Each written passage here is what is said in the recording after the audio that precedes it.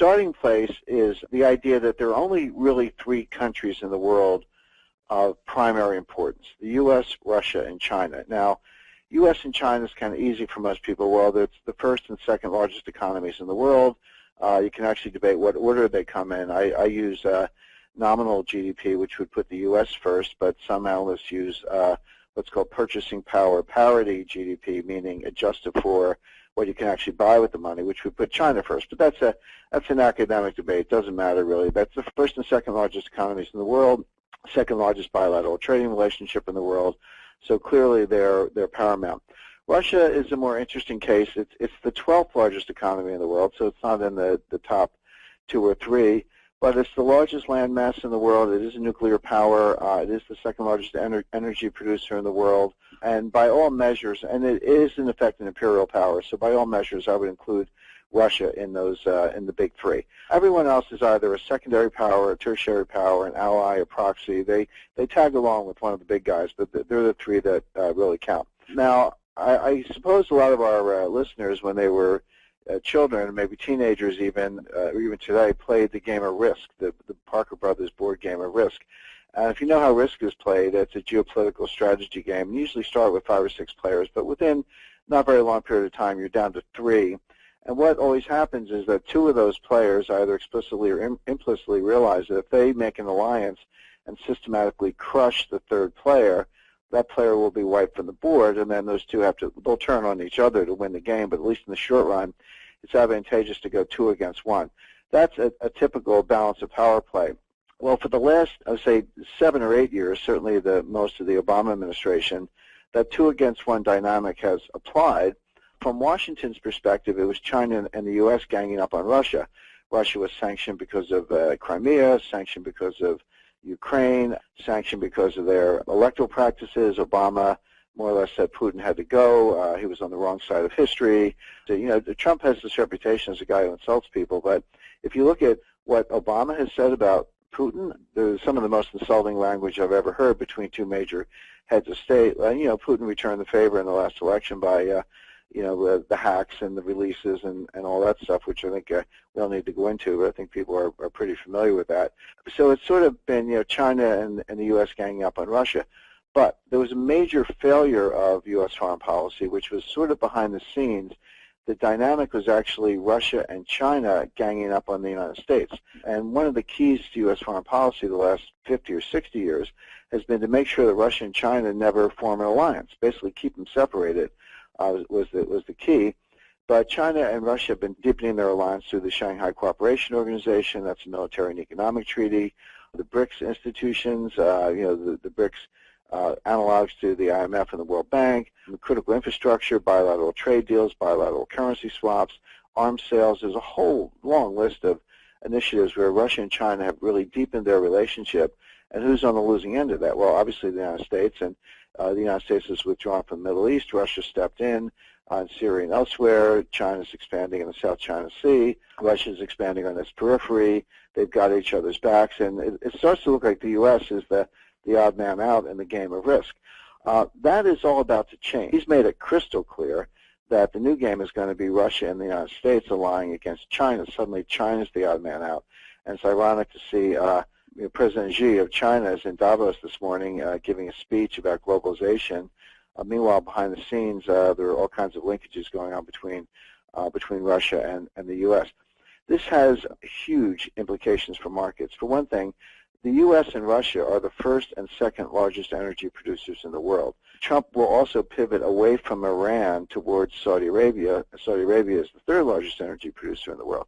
So you put U.S., Russia, and Saudi Arabia in a loose alliance, they dominate the energy markets. They can cut you off. They can supply. They can make the price whatever they want. Who needs energy the most? China. China has very little oil or natural gas. It does have coal, but if you've been to Beijing lately, it looks black at noon because the air is so bad and you can't breathe it. So, diseases, pulmonary disease is getting pretty common. So China can't rely on coal beyond a certain point. They're literally choking themselves to death with the pollution and the air quality.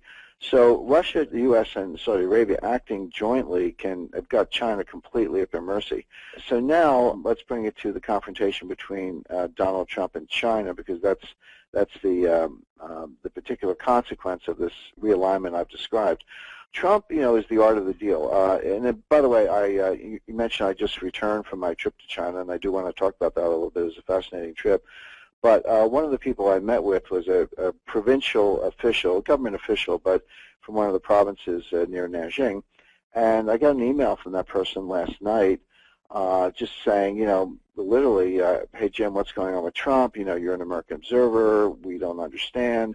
And I heard this over and over again in China. And these are from the elites, right? So these were top economists, institutional investors, government officials, the everyday Chinese. And I did speak to people on the street. It's funny, I was walking down the Bund in Shanghai, and people, they say you're an American, and they'll just come up to you. They're Chinese, kind of everyday people, and they want to practice their English because they've been taking English lessons. They don't have the opportunity to travel abroad, so they love just kind of talking to people just to literally practice English. So it's great for me because I did have the opportunity to talk to, students and, like drivers and, just kind of everyday people in addition to the elite. But I heard the same thing everywhere. Two things I heard. Number one, they are scared to death of Trump. They don't get it. They're worried about what he's going to do. They don't understand him. And then the second thing they're all doing is they're getting their money out of China as fast as they can. Everybody from, as I say, major institutions to everyday citizens are getting their money out. By the way, I'll tell a quick anecdote. Well, I was speaking in Shanghai to something. It was a big economic conference. It was a group of 40. The top economists in China who work for banks and brokers. So the chief China economists of the major banks and brokers, including Chinese offices of U.S. banks, so J.P. Morgan, Citi, and some others. That was this core group, and then they held a conference, and they invited about 400 institutional investors and others. So top economists, top institutions. That was my audience, and I was invited as one of the keynote speakers. Well, I have a standard, speaker's fee. I charge for stuff like this. And they paid me, but they wired the money from like a trading company in Hong Kong. So it's very clear that all this money is trying to get out of China. China's trying to stop it with capital controls, but everyone's doing all these workarounds. They're using offshore affiliates and invoicing tricks and underpricing exports so they can keep the money offshore, doing whatever they can to get the money out of China. So China's got a really serious problem. They're literally bleeding reserves. They're down over $1 trillion, and it's going out at a rate of about $80 to $100 billion a month. They're going to be broke by the end of 2017. But the only point of telling the story was I've seen it firsthand in terms of my dealings with people there. So the two things I heard were they don't get Trump and they're scared to death, and they're getting their money out. So there's a lot of stress in China.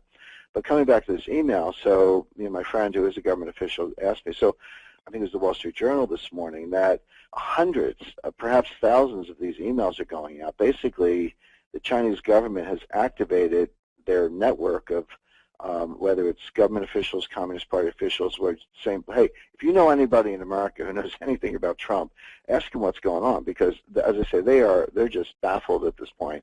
That's not really surprising. I think Americans are pretty confused. The American media can't figure out Trump. It's not fair to expect Chinese experts to understand it. But I viewed the email that I received as a tiny little, again, sliver, my firsthand intersection with a much broader effort on the part of the Chinese to figure out Trump. Well, I think we can figure out Trump. I think the key to Trump is you just have to say what you see is what you get. I mean, I heard a lot of people say, oh, he talks tough on trade and he talks tough on the currency and all that, but when he gets into office, cooler heads will prevail. He'll tone it down a little bit. That's wishful thinking. I mean, Trump can be confusing. I mean, he does contradict himself, and sometimes you don't know exactly where he's coming from. But there's an amazing consistency in his closest advisors. I mean, people like Peter Navarro, Dan D'Amico, Robert Lighthizer. These are some of the key advisors on trade and finance, and they are all hard shell opponents of absolute free trade, because, I mean, there really isn't any free trade. It's all rigged. It's just a question of who's doing the rigging and who wins and who loses. And they understand that. They're going to take a very hard line on this. Here's the crack up that I see coming. On the one hand, China is losing reserves at an enormous rate, and this is what I call the kind of the 3-2-1 problem, which is they've got $3 trillion of reserves left. of the 3 trillion, 2 trillion are earmarked. About 1 trillion of that is illiquid, so they've invested in hedge funds and private equity funds and gold mines in Zambia. Well, that's fine. It's worth something, but it's not liquid. They can't get the money, at least not very easily. Good luck trying to get your money back from Henry Kravis if you invested in one of his private equity funds. Another trillion has to be kept in a precautionary reserve to bail out the banking system, because the banking system is completely shot through with bad loans, and it's technically insolvent. They don't have to bail it out tomorrow, but they're going to have to bail it out sooner than later. So they've got 3 trillion of reserves left. 1 trillion is illiquid. 1 trillion is earmarked to bail out the banking system. That only leaves $1 trillion of liquid reserves to prop up the currency, which they have been doing. But it's costing them, as I say, about $80 billion a month to do that. That means they're going to be broke in a year. If this continues, within 1 year, China will have no liquid reserves, zero. They'll be broke as far as their international payments obligations are concerned. Now, clearly, they're not going to allow that to happen. I mean, they can do the math as easily as I can, and so they're going to have to do something. But what are they going to do? There are only 3 choices, and this is what the great Robert Mundell, a Nobel Prize-winning economist, in the early 60s, he called this the impossible trinity. So what can you do when you're in this situation? Well, there are only 3 things you can do. You can raise interest rates to kind of make your currency more attractive, so maybe some money comes in. You can slap on capital controls so it's not allowed to go out. It's like a roach motel. It can come in but can't go out. Or you can devalue the currency, so you may still be losing it, but you lose it at a slower pace. And if you devalue enough, again, you'll actually be attractive, and people will want to put money in because the prices just got cheaper, measured in, let's say, U.S. dollars. So let's kind of take those one at a time. Can you raise interest rates? Well, no, that's off the table because their companies are going bankrupt. They're flooded with bad debts. Their economy is slowing. Their exports are slowing. If you raise interest rates, you're going to sink the economy, maybe throw it into a recession, cause massive bankruptcies of state-owned enterprises, accelerate this economic slowdown. The job-creating machine is going to slow down, which throws into question the legitimacy of the Communist Party. I mean, the Communist Party is illegitimate to begin with, but they kind of gain some, at least, support by creating jobs. Well, you slow down the jobs machine, then Chinese are very volatile. They'll riot. They'll burn down banks. They'll burn down real estate offices. And they'll look at Tiananmen Square. Tiananmen Square was not really about democracy. It turned into that, democracy and free speech. It started as an anti-inflation protest and then sort of spun out of control. So that's the history of China. So they're not going to raise interest rates. Close the capital account? Well, they're trying. They're trying to do that, but not very effectively. I just gave an example. I got paid through a trading company in Hong Kong. Well, that payment went out. They didn't close that part of the capital account. But on a more serious note, this is they're not really doing what they need to do to close the capital account, and they can't, because having gone pretty far down the road to an open economy, there are tens of billions, if not more, of legitimate payments that have to be made every day for suppliers and vendors and foreign investments and other transactions. So you're going to shut down the whole thing? Well, you can't. And so if you just want to shut down part, that doesn't really work because people are very creative. They'll figure out the workaround. And the IMF doesn't like it. Remember October 1st, 2016, just a few months ago, the IMF included the Chinese yuan in the SDR, saying it's a global reserve currency. And as we said on prior calls, it's not really a global reserve currency, but they're pretending it is, and they got the IMF, good housekeeping seal of approval. Well, one of the IMF conditions is you have to have an open capital account.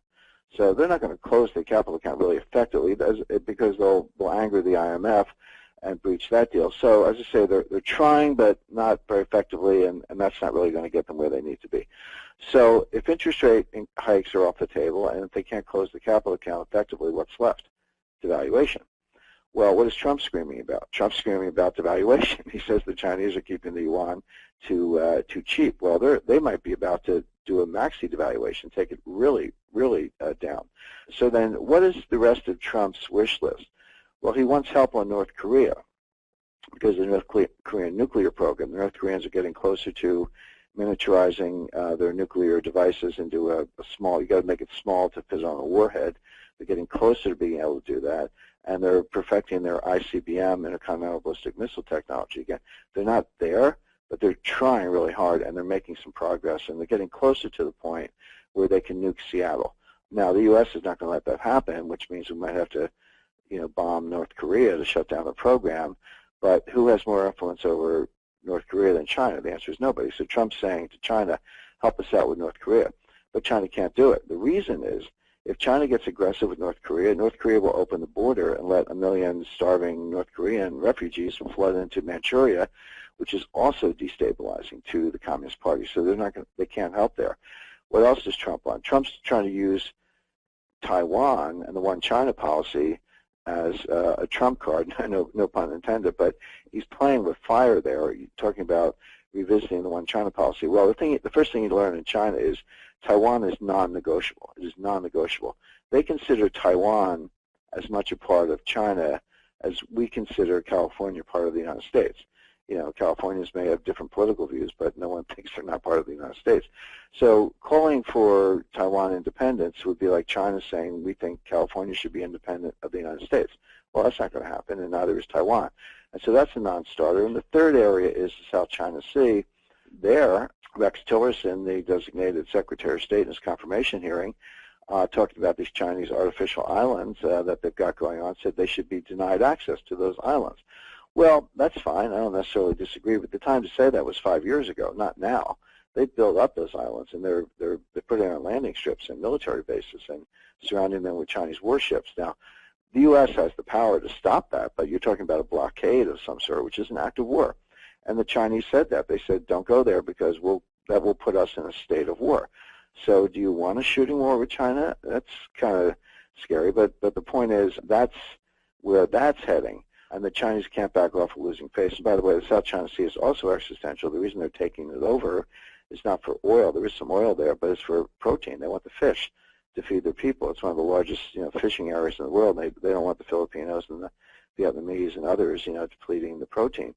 So Trump is looking for help on North Korea, Taiwan, South China Sea, currency manipulation, and China can't help with any of them because they're just stuck. I mean, they've got other issues, namely their own survival. But Trump's not backing off. So maybe I could explain it to Trump just the way I explained it to our listeners, but I don't know that it would change anybody's mind. So you're looking at a major, major confrontation between China and the United States. And how is that going to play out? Well, it's going to play out in currency wars, trade wars, maybe a shooting war the way things are going, either with North Korea or with China. And what does that do for gold? Well, all of these things, all of these geopolitical vectors are extremely good for gold. They could slow down economic growth.